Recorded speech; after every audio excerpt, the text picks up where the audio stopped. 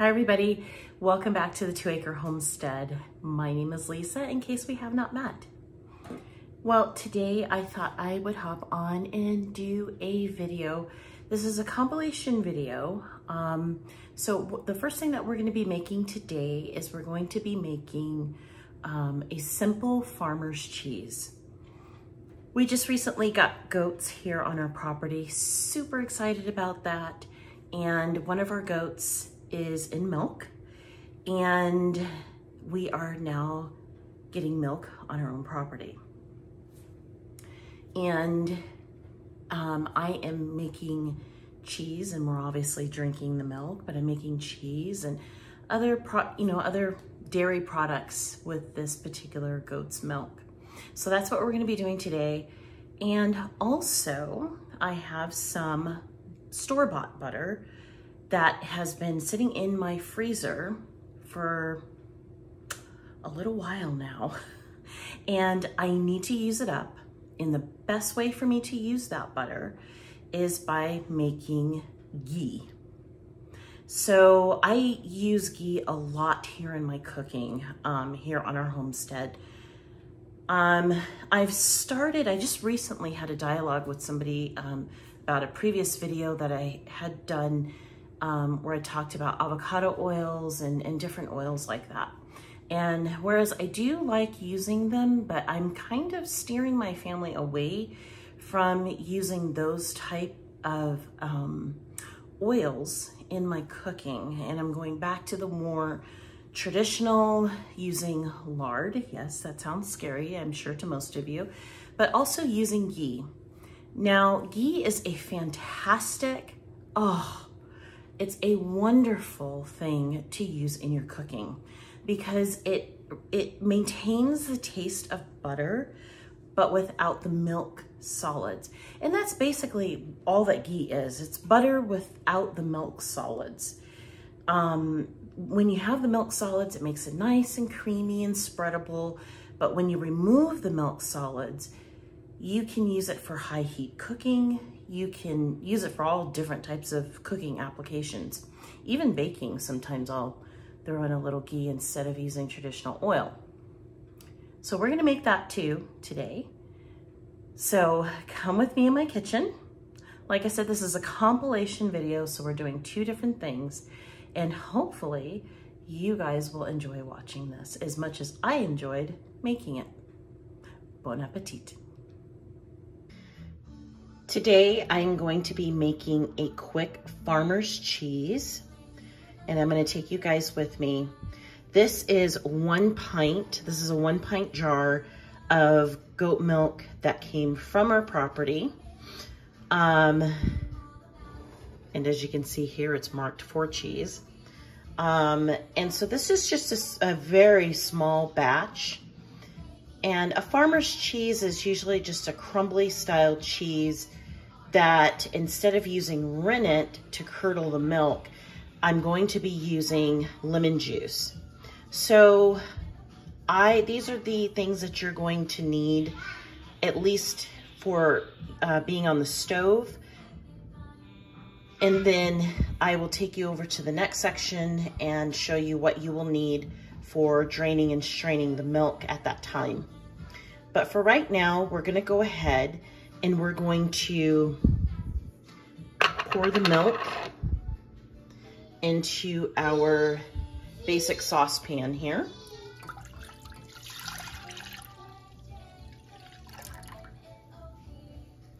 Okay. And then I'm going to turn up my heat. And for my setting here, I'm on a gas stove. So I'm really going between the 8 and the 6, so it's a 7. I don't want the milk to completely boil, but I do want it to get up to at least about 120 degrees Fahrenheit. Because once I can get it up to 120 degrees, that's what this instrument here is for. This is my thermometer. It's a digital thermometer, so I can just simply put it in here, and that will tell me let's see here. Yeah, it'll tell me where I'm at. Right now I'm at 75 degrees, 75, 73 degrees. So I've got a little ways to go. I'm going to, oh, I almost forgot. I'm going to be stirring the milk. And it doesn't have to be anything fancy. You can use a wooden spoon or you can use a metal spoon. But I just kind of want to stir. I don't want to stir all the time. You don't have to at this point. If I was using a product that had rennet in it, it would require me to stir constantly. But for what I'm doing today, it's a very simple farm cheese. I don't need to stir all the time, but I do need to bring this milk up to, at the very least, 120 degrees. So I will bring you back when I've gotten to that point. Okay, I just realized something that I had misspoken when I said 120 degrees, and I did not mean 120. I do apologize. I meant 180. But we are obviously well above 180, and I have been stirring periodically. This has come up to temperature rather quick. Another trick, you can watch for the foam. When your milk starts to foam, turn your fire out. So right now I'm turning my fire off. I just did. Sorry, I did that off camera. And I'm just gonna keep stirring my milk. This milk is now pasteurized. And I'm gonna let it come down back to 180 because that's really where I need it to be. So once it gets down to about 180, I am going to be adding my lemon juice. Now the reason why we want to add the lemon juice is the lemon juice is going to make the milk do something fantastic, and that's called curdling. We're going to curdle the milk, and that will start creating whey and curds. Now, you can do this with any milk, whether you're buying something that's at the grocery store or you've got your own animals, or you're buying raw milk from a farm. The thing that you want to stay away from is ultra pasteurized milk. Uh-oh. We're still kind of hot, so we'll wait just a few more minutes. The reason why you want to stay away from ultra pasteurized milk is it's just not going to have the same reaction as this type of milk that's not been pasteurized at all or has been pasteurized very slightly. I'm going to add this in.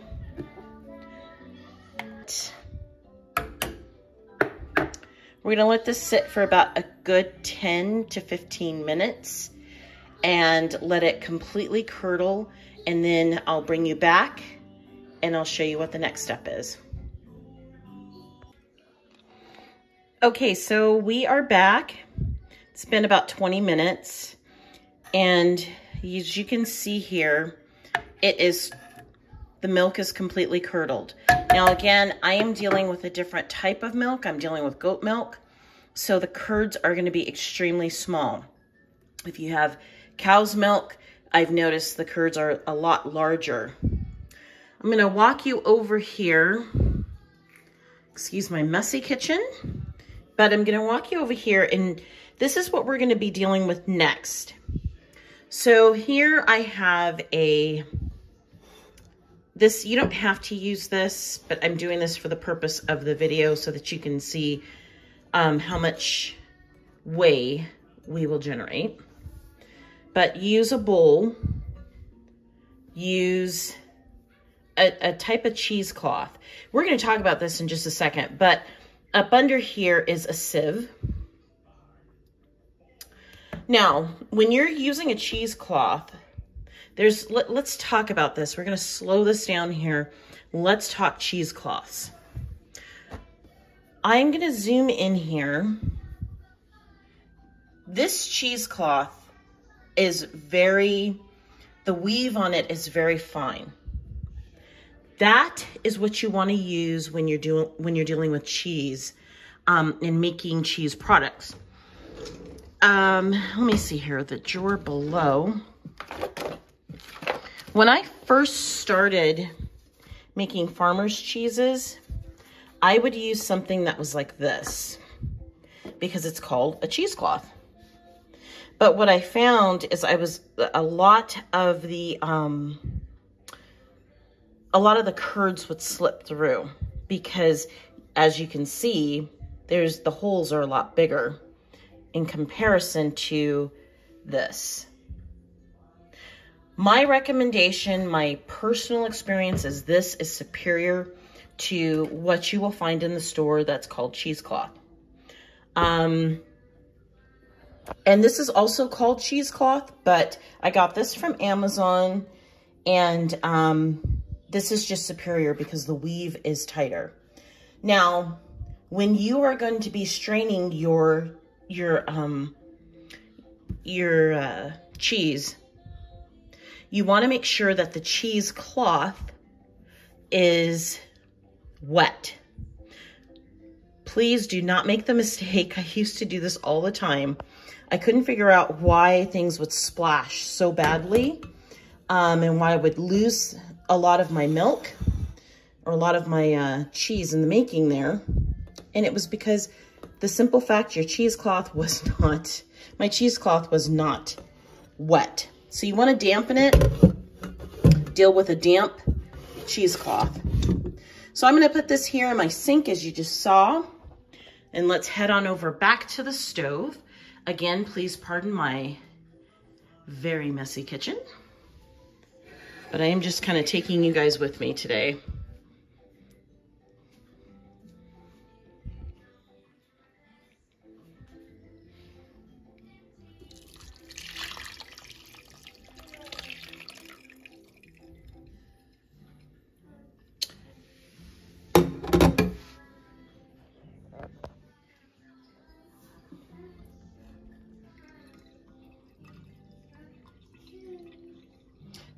So what's happening is this is straining off, and the stuff that you're seeing here on the edge right here is the actual cheese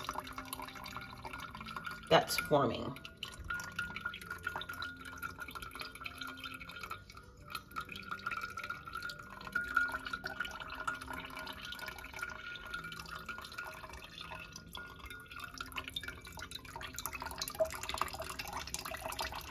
This down here is what's called whey.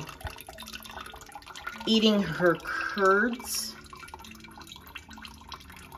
and whey.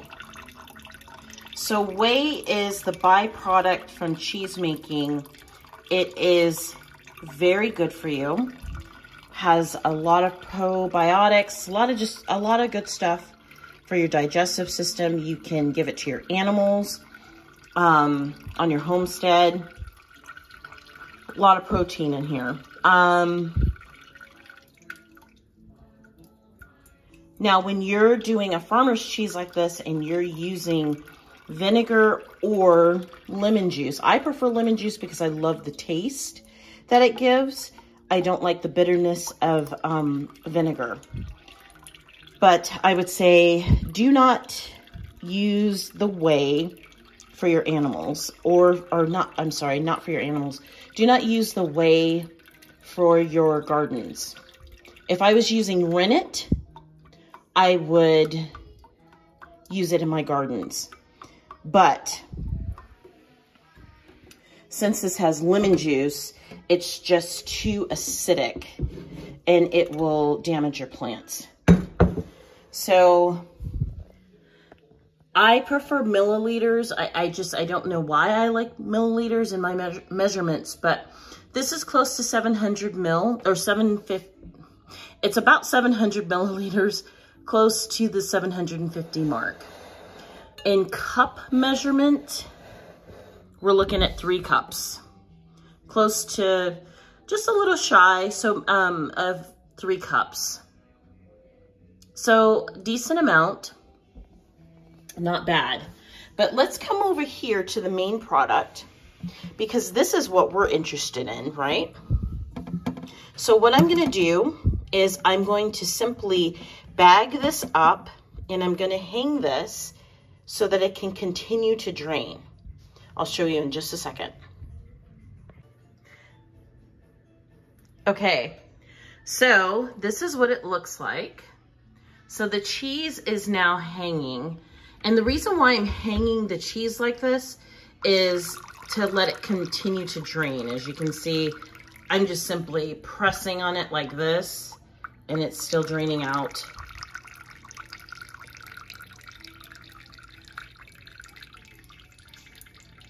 Still draining out. So I'm gonna let this sit for pretty much all day. This is something that I'm going to be using in our dinner tonight. But this is how you can simply and easily make a farmer's cheese. It's at this point, if you want to add, I forgot to say that if you wanted to add salt, this is where you would want to add salt. I'm not going to be adding salt at this particular point. I'm going to add salt when it's completely drained. But I know some people like to add salt at this point. I like to wait until it's completely drained. And for the application that I'm using tonight for our dinner, it will be better for me to add, because I'm adding seasonings to it as well. So chives and things like that. So I'm gonna wait until this is completely dry and then I will add my seasonings. So first off, I'm gonna start with these. Now that butter, the butter that I choose to use is about 2 pounds of Amish butter that it's a roll of butter and it's about 2 pounds.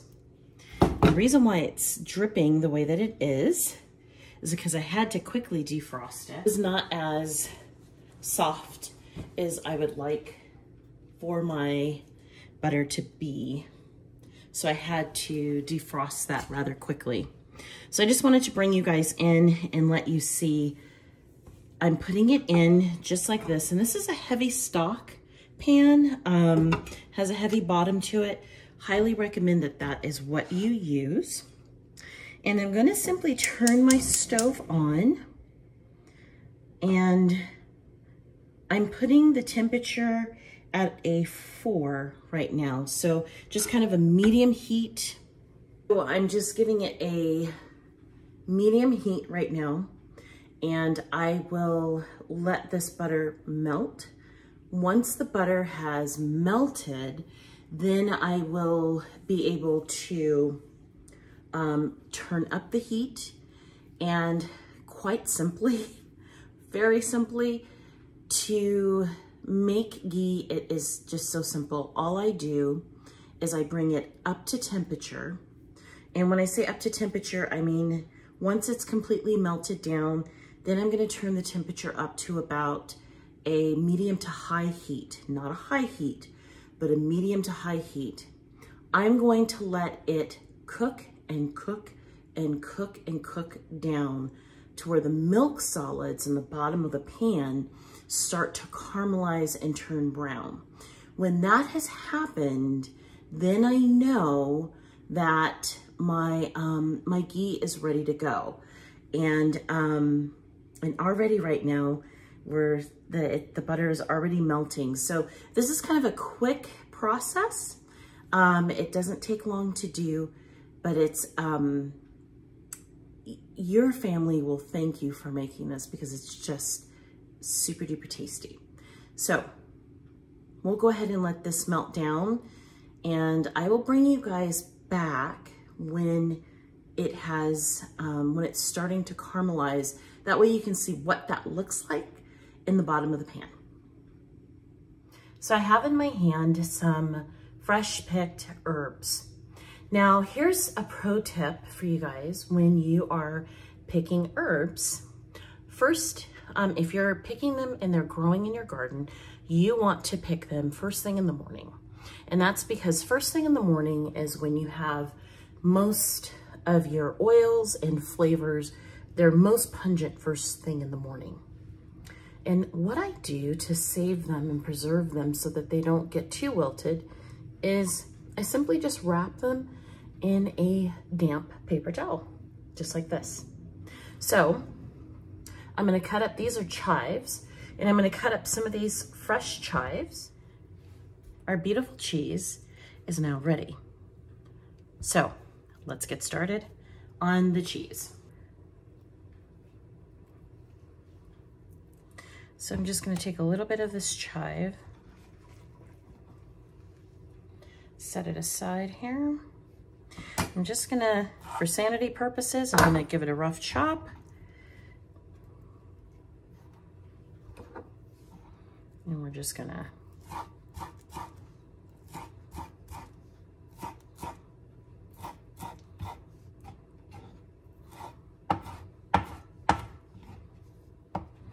there's always one piece that's ultra long that seems to miss the chopping process here.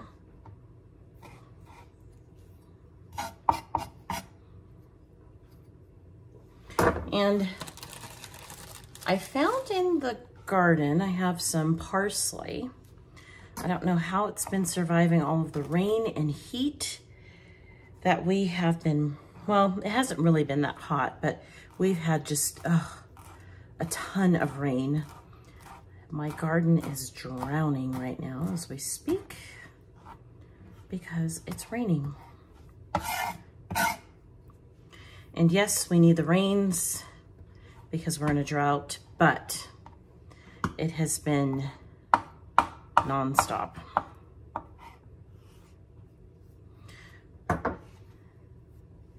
And I'm also gonna add a little bit of thyme. When you are using thyme, always make sure you just pick the leaves. Try to leave the stems alone.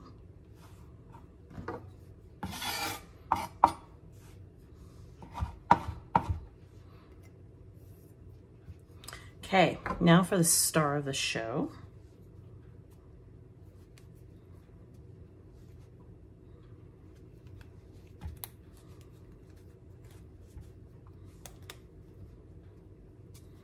I use a rubber band. I find that to be the most effective tool in the kitchen. And this is what our wonderful cheese looks like. Tastes good. Definitely need to add salt.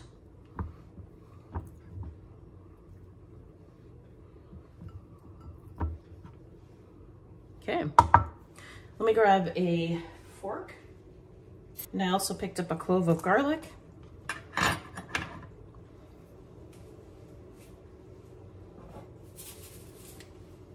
And my tin of salt. Okay.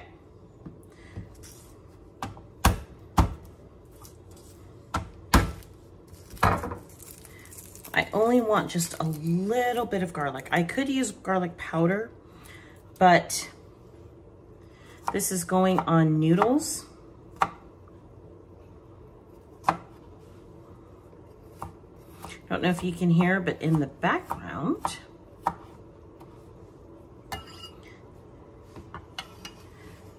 my ghee is coming up to a boil.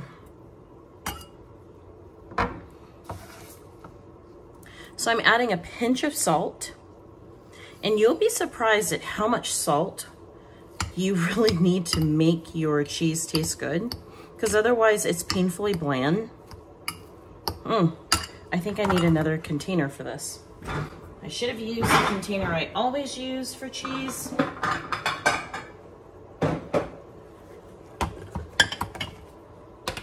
Which is this one.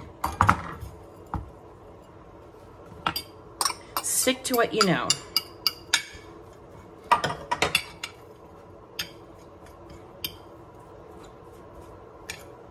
And you really just want to mix this up. And it just makes for a nice crumbly type of cheese that is herbed.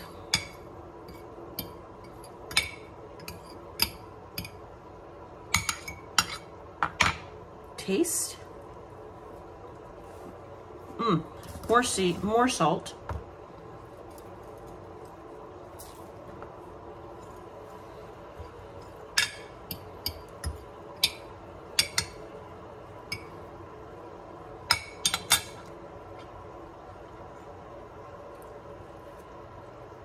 This cheese is absolutely divine. So what will make this cheese over the top is drizzle a little bit of olive oil, and you've got a really, really good product that came from the farm. Here in the pot, we've got a little bit of this. It used to be when I was first making ghee that I would get really concerned about trying to get all of this off of here. But over the years, I've learned, don't. It's not necessary, believe it or not. I'm just gonna let this continue. This is sitting at about a 5. Right now on my stove, it's not popping, but it's a rapid boil, a rolling boil, and that's exactly what I want. This is what you want your pan to look like. So I'm gonna let this sit until all of the milk caramelizes on the bottom, and then we'll bring you back for the final view of what it looks like. And you can see, hopefully, the color is completely different. It's not as vibrant. It's not boiling as quickly as it normally would, or as it has been in the background. So it is time. Now, if I don't get this off the stove soon, this is going to turn into what's called a brown butter. And a brown butter is excellent, very, very delicious, but that's not what I'm going for. I'm going for ghee here. So I've just turned down my temperature. I'm going to get my gloves because sometimes the handles are really hot. And I'm going to go ahead and move you over here, let you see how I strain this and how I get this prepared. So here I have my strainer, my sieve, and I have cheesecloth. This is the same cheesecloth that I used for our cheese making. And you really have to be careful with this because, I mean, this is hot oil that you're dealing with. So, but here's our pot, and I'm just simply going to pour it in. This was 4 pounds of cheese, or 4 pounds of butter, and I wanted you to see the bottom of the pan. Gently move that. Here's what the bottom of the pan looks like. So you can see in there the milk solids, and they're just starting to turn brown. They're starting to caramelize. And that is what I was going for.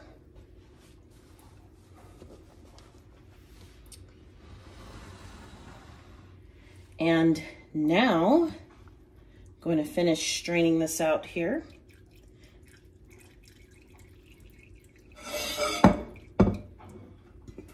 We're just going to set that aside. We'll deal with that later. But what you're seeing here is the beautiful golden color of ghee. It's such a beautiful color. Now, this foam that you see is not milk. The foam that you're seeing here is because anytime you have oil that's been heated up like that and it's been at a rapid boil, it is going to foam. I mean, there's just nothing you can do about it. So that is what ghee looks like.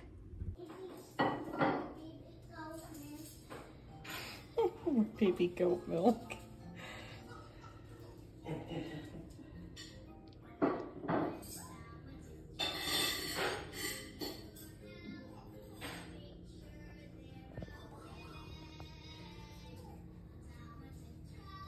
made with ghee.